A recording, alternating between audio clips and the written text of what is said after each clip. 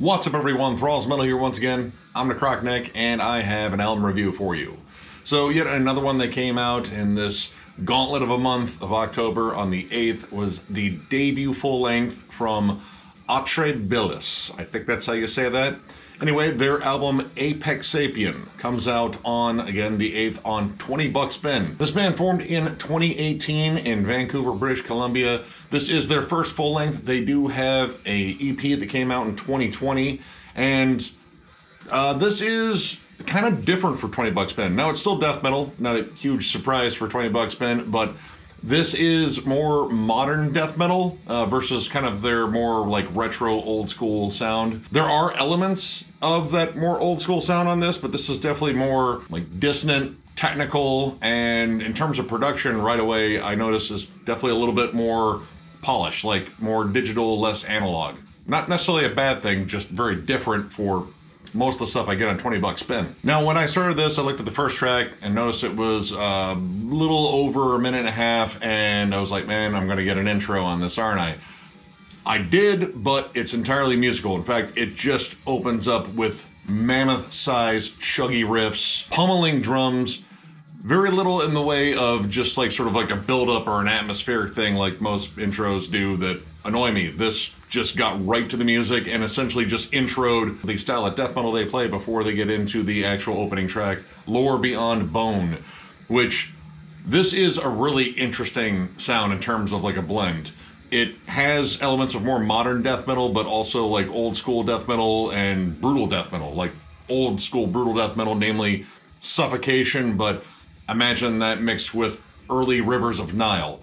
So you get this really interesting balance of big, brutal, chuggy riffs and kind of dreamy, dissonant, ugly, angular riffs in there that kind of create a little bit of a interesting atmosphere on it. The song opens brutal as hell and just gets right to it, and one of the cool things I notice on this album are the vocals. The vocals have some really cool variety to them. They have like a good flat-out kind of mid-range, mid to low-range death metal growl, but he gets down low and delivers those like deep, brutal death metal vocals, and then even kind of comes up and does almost like a Black Dahlia Murder scream. And it's cool how he matches up those vocals with the different approaches in the riffs. Like sometimes they're, again, more dissonant, more atmospheric, so you'll hear kind of a lighter scream or that mid-register growl in there. Or if they're getting particularly brutal with some big, heavy, chuggy, like Cannibal Corpse style riffs, they get nice and brutal. Another interesting thing vocally that this does is use chants, like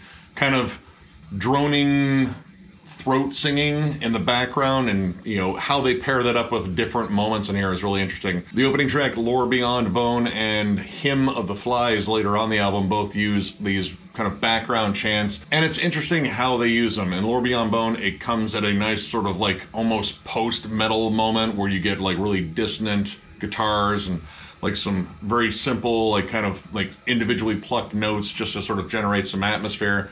And then on Hymn of the Flies, they're sort of paired up with this weird vocal effect from the vocalist, who is just doing this sort of like almost underwater gurgle, but it has like a weird like delay on the vocals. It's kind of strange and unsettling, but it's really interesting to listen to when it's paired up with these just massive riffs. And that is the main thing on here.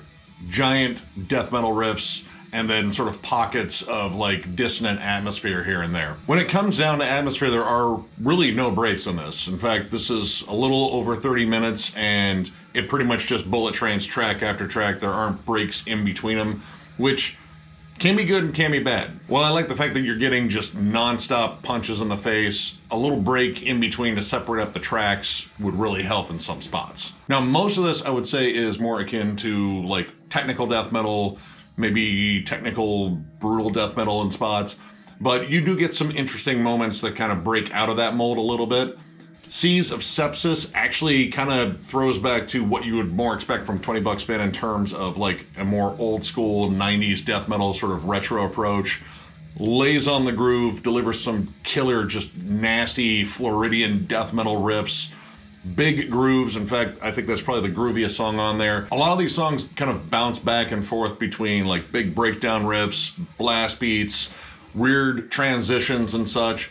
But this song kind of stays in a nice groovy pocket. There are a couple of sections of blast beats that kind of, break it up a little bit, but this is just pretty much perfect headbanging music. And Bacterium of Bloom, well, it starts off with a lot of Morbid Angel worship, which of course I love. I love those slow, sludgy, just ugly Morbid Angel riffs. The back half actually kind of moves into black metal territory with some really cool, like, dissonant tremolo riffs and a little bit colder atmosphere to it. This shift is very different from a lot of other stuff on here. This kind of just changes over from the more brutal, in-your-face approach that's on here to something that is a little bit more minimalist. It's just sort of based on the atmosphere, some really cool, atmospheric tremolo stuff, and it shifts more into like a dreary, somber territory. And that kind of was a nice break on here because a lot of this is just brutal and in your face. And I love that, but this kind of pushed that a little bit because there really aren't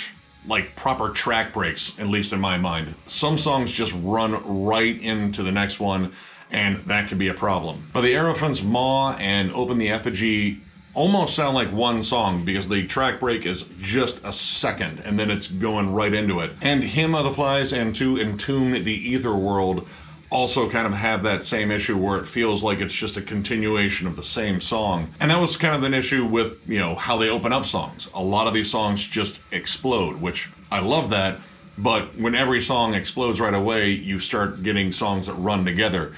There's really no other kind of dynamic in terms of opening up the songs. And not being able to distinguish those breaks between songs wasn't the only thing. While I like the flow of this album, it is just a nonstop barrage of just awesome angular riffing and just wild songwriting.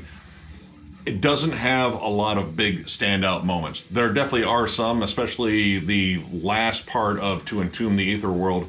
That actually has one of the coolest sections on there where it just labors one riff but explores different ways to put a beat behind it or different atmosphere behind it.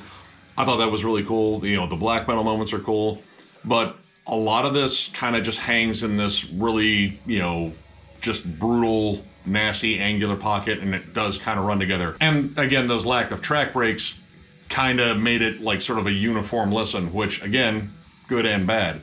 I like Bullet Train albums, but I need them to be broken up a little bit more.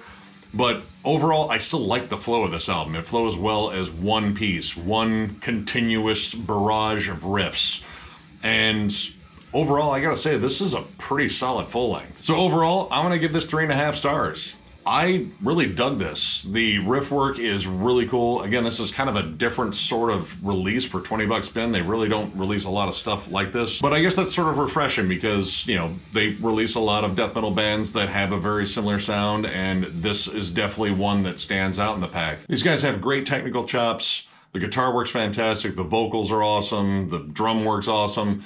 It's just sort of the songwriting thing, separate up the tracks a little bit, maybe explore some more dynamics, but overall they have a solid base here, and it was solid enough for me to order both this album and the EP 3 tracks in. I like this band style overall. I definitely want to check out more by this band. If you're looking for something a little bit different from 20 bucks bin and like stuff a little bit more technical, a little bit more, cleaned up in terms of the production, this was a pretty damn solid full length, and I recommend checking it out. So, if you enjoyed this video, give it a thumbs up, and if you are new to the channel, subscribe because we do stuff like this all the time. We are also on Patreon. If you'd like to help us out there will be a link below in the description. There will also be a link down there for our giveaway once we hit 7,500 subs, which we are less than 100 away from right now. We're going to give away a stack of 8 CDs, including the new Cannibal Corpse, and all you have to do is click the link below and comment. That is it. I'd like to thank everyone that has subscribed to us so far. We thoroughly appreciate it. We love talking to you guys.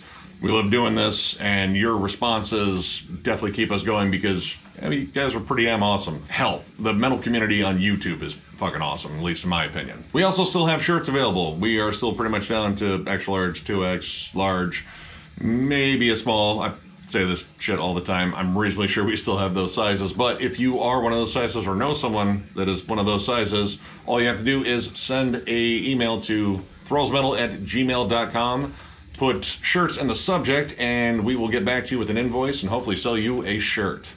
So with that, I thank you all for watching, and we will catch you later.